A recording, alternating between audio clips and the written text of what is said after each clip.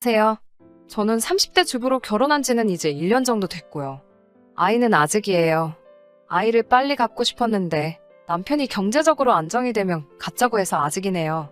요즘 뉴스를 보고 있으면 부부 사이에 어떻게 저렇게까지 할 수 있을 법한 사건 사고들이 참 많이 나오더라고요.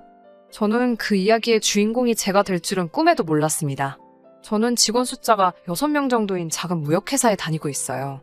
벌써 거기서 근무한 지도 4년이 넘어가네요.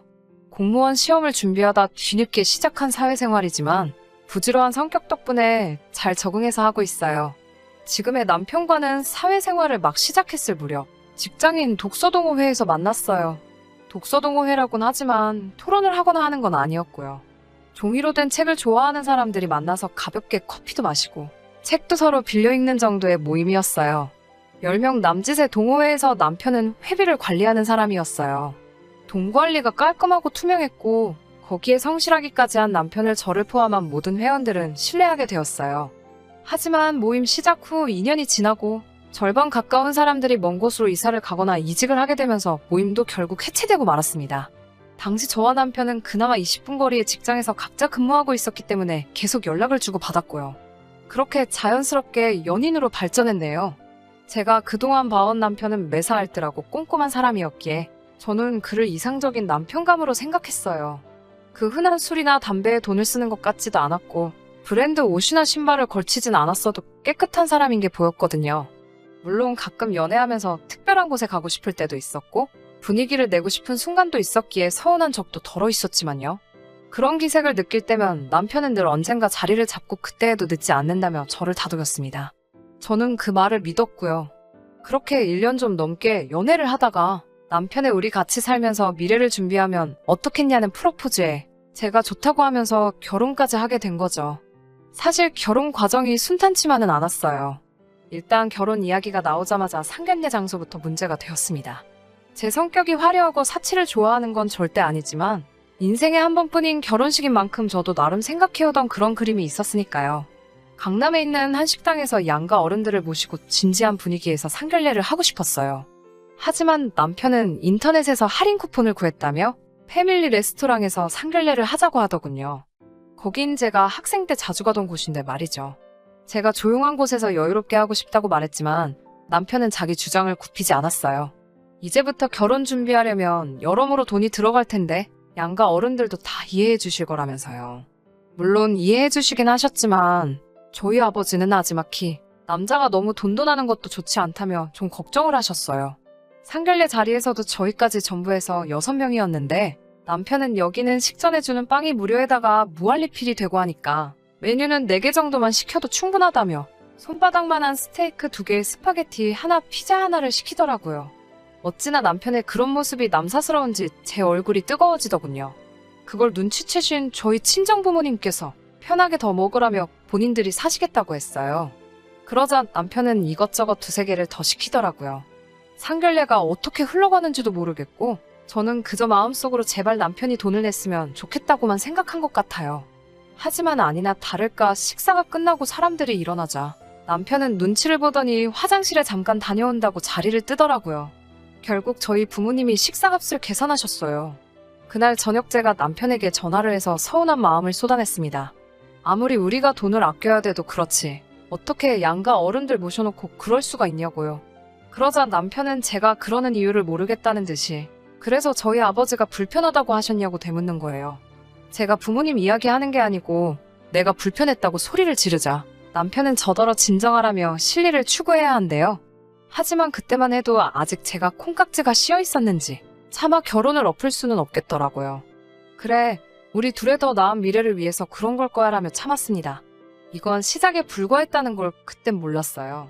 남편은 여러 업체를 돌아다니며 저에게 견적을 내보라고 성하였어요. 스튜디오 촬영도 아는 동생에게 부탁한다고 자기만 믿으라고 호언장담을 하더라고요. 저희는 결국 7월 한여름에 바깥에서 웨딩 촬영을 하게 되었습니다.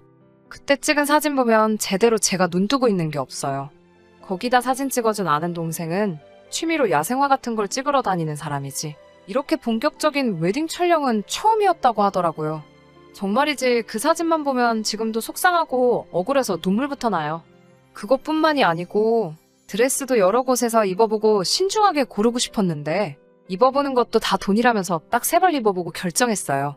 그나마 화장하고 머리는 남편한테 거짓말하고 좀 더 비싼 데서 하긴 했네요. 그래도 제가 참고 또 참을 수 있었던 이유는 이 모든 절약이 우리 둘의 미래를 위해서라고 믿었기 때문이에요. 남편 말대로 이렇게 10년만 살면 그때는 그동안 참고 산 거 전부 누려가며 살 수 있을 줄 알았으니까요.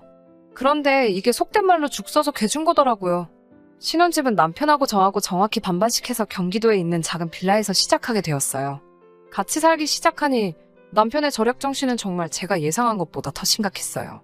일단 안 쓰는 코드는 하나라도 꽂혀 있으면 안 되더라고요. 심지어 TV도 안 볼 때마다 빼놔야 되고요. 핸드폰 충전기도 그냥 꽂혀 있으면 안 돼요. 화를 내거나 그러는 건 아니지만 들으란 듯이 한숨을 푹푹 쉬며 그걸 다 뽑고 다니니 너무 신경이 쓰이고 짜증이 나더라고요. 그리고 장을 보러 가면 계란 한 줄만 사더라도 최소한 3군데 마트는 가요. 다 가격 비교하고 다니느라고요. 제가 맨날 기름값이 더 든다고 해도 귀등으로도 안 들어요. 저희는 일주일에 5만 원으로 예산을 잡고 장을 보고 있어요.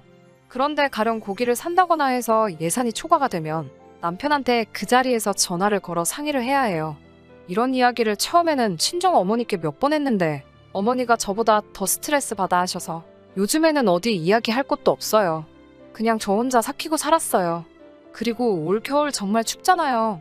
그런데 수도꼭지를 딱 미지근한 물 나오는 곳까지만 돌아가게 고정을 해놔서 따뜻한 물을 제대로 못 써요.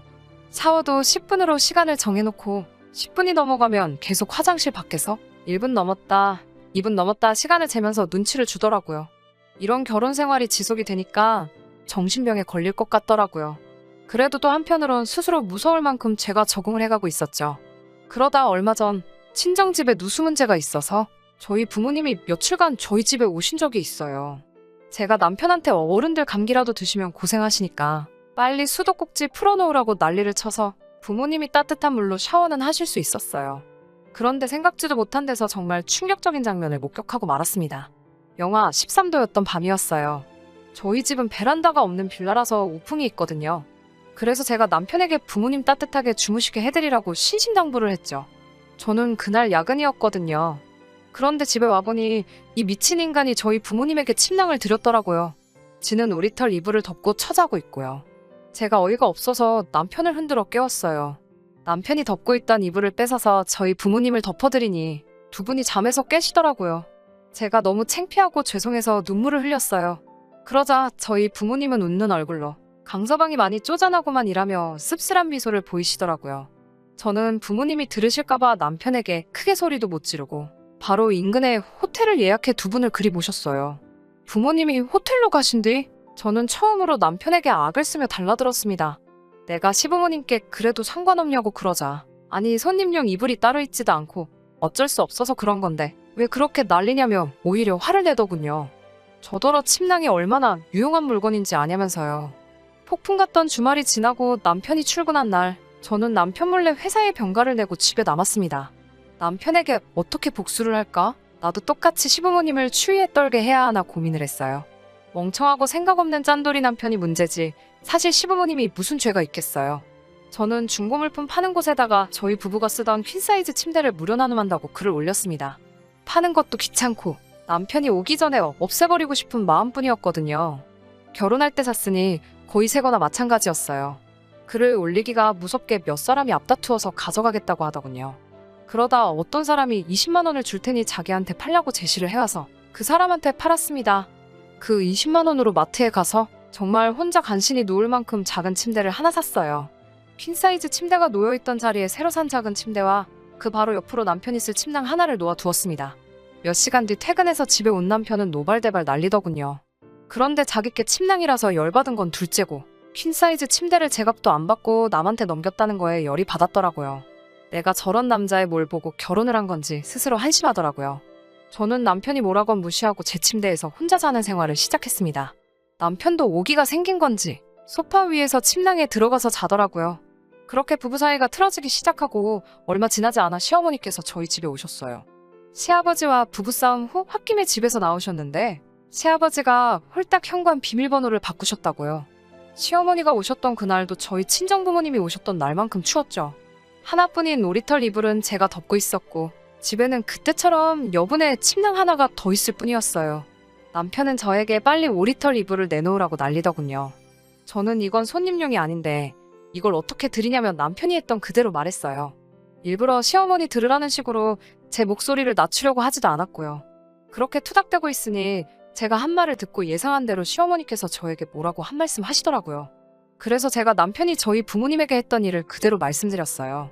그제서야 어머님도 아무 말씀 못하시고 남편에게 남자라는 게 그렇게 쫌생이 마냥 왜 그러고 사냐며 한심하고 쪽팔린다고 뭐라 하시더군요. 그러면서 저에게 미안하다고 없이 키운 것도 아닌데 왜 저러는지 모르겠다고요. 저는 시어머니의 사과에도 불구하고 어른 공경할 줄 모르고 돈 몇 푼 때문에 시간 낭비를 일삼는 멍청한 남편과는 더 이상 살고 싶지가 않더라고요. 그래서 조금은 충동적으로 남편에게 이혼하자고 얘기했어요. 사실 이때 남편이 저에게 진심으로 사과했으면 이혼 도장까지는 찍지 않았을 수도 있어요. 그런데 남편이 또 이혼도 돈 드는 거 모르냐며 왜 돈쓰리를 자꾸 만드냐고 한숨을 쉬더라고요. 그 한숨을 들으니 제 이성의 끈이 끊어지는 것 같더군요.